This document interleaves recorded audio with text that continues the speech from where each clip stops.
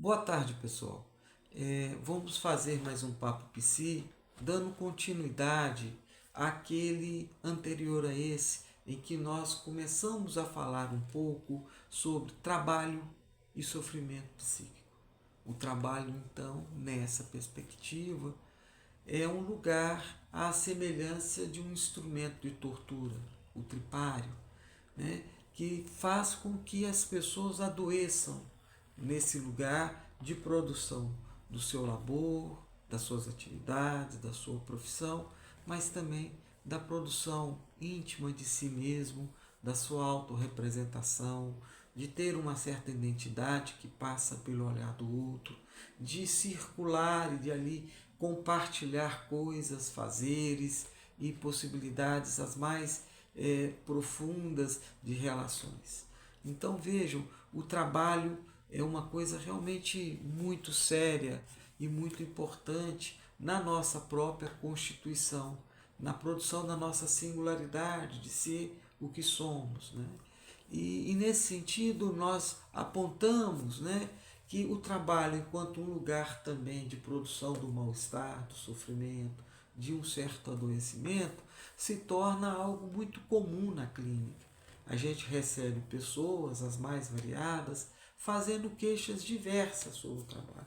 O trabalho que estressa, o trabalho que esgota, o trabalho que cansa muito, o trabalho em que as relações com as pessoas, porque ninguém trabalha só, né, se torna insustentável, insuportável. O trabalho que permite o assédio de diversas maneiras, né, o trabalho que, enfim, se torna algo assim, entre aspas, um tanto quanto desesperador, porque ele é absolutamente necessário à manutenção da vida, ele é absolutamente algo inescapável, mas por vezes não é possível sustentá-lo, que coloca questões diversas, como o desemprego, a falta de recursos materiais, de dinheiro para manter a vida, para sustentar a vida. Então, o sujeito que sofre pelo trabalho é um sujeito numa encruzilhada em que passa uma série de coisas e fazem pensar uma série de questões, e por vezes o sujeito se vê muito, vamos dizer, capturado por essas inquietudes, por essas preocupações, por esse mal-estar. Mas hoje eu quero falar um pouco sobre exatamente de que esse sofrimento é esse, mais especificamente, que a gente tem comumente recebido no consultório, na clínica. E aí eu vou me valer do Christian Dunker nesse livro, que é um livro, me parece muito importante, fascinante, em que ele vai fazer uma biografia da depressão. Você sabe, o Christian Dunker é uma referência importante na psicanálise, é um professor muito reconhecido da USP, uma pessoa interessantíssima, que tem uma forte presença nas redes sociais, portanto é bastante acessível ter contato com ele nesse aspecto, com o seu pensamento, com a sua produção acadêmica, intelectual, no campo da psicanálise. É um livro que ele propõe escrever sobre a biografia, a história da depressão, que é a depressão. Muito mais numa perspectiva que me parece, né, mais literária do que propriamente psiquiátrica, né? Mas nem por isso inocente, tola e que possa não nos interessar. Ao contrário, eu acho que essa leitura, a exemplo daquela de Michel Foucault, quando ele escreve um clássico que é maravilhoso, A História da Loucura, ele que é historiador, me parece ter feito o melhor livro para expressar o que é a loucura do ponto de vista de um sujeito que demarca no tempo da história, no tempo do social, no tempo das relações, os efeitos, os impactos e como que a loucura se torna um lugar, né, de captura do sujeito, de aniquilação do sujeito, de criação de um estado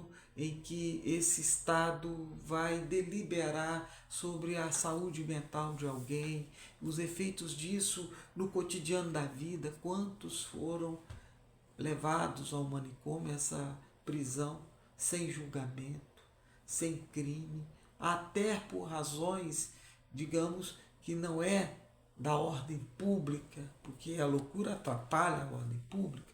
O louco não surta dentro do quarto escuro, né? Ele vai surtar no público, mas muitos foram levados ao manicômio por causa das suas predileções sexuais, da sua orientação sexual.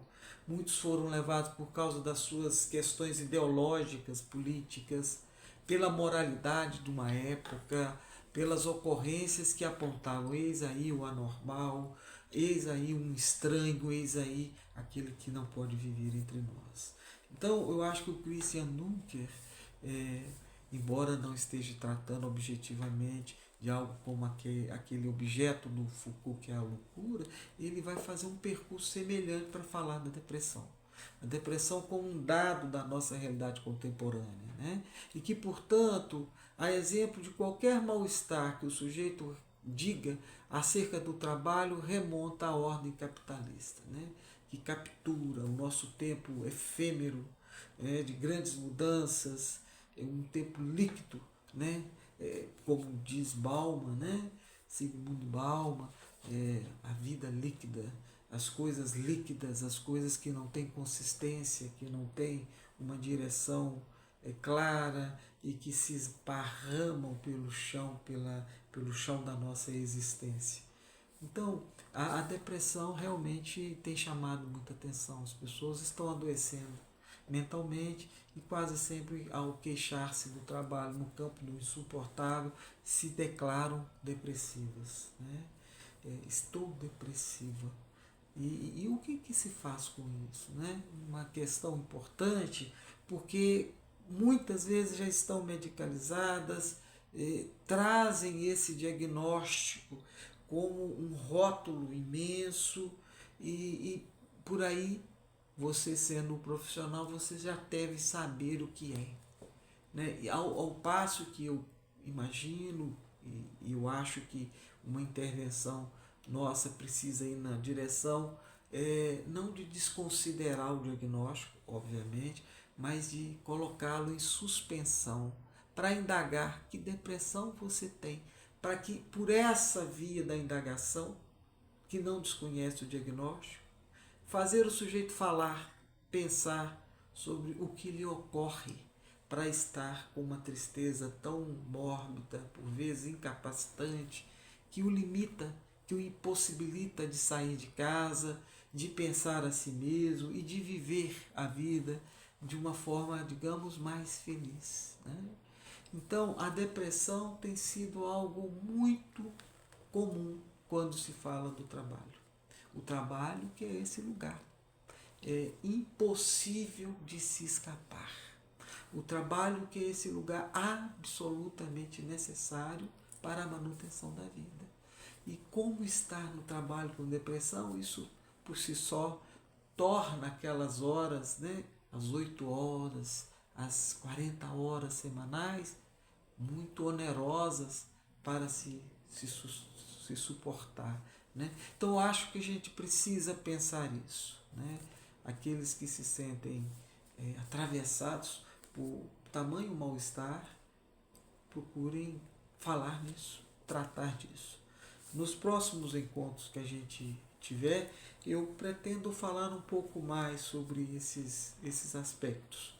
Mas por hora é o suficiente para a gente ir mantendo um certo diálogo. Grande abraço a todos, estou à disposição aqui em Vitória. O meu telefone DDD 27 981 39 45 13. Grande abraço a todos e até a próxima semana. Obrigado.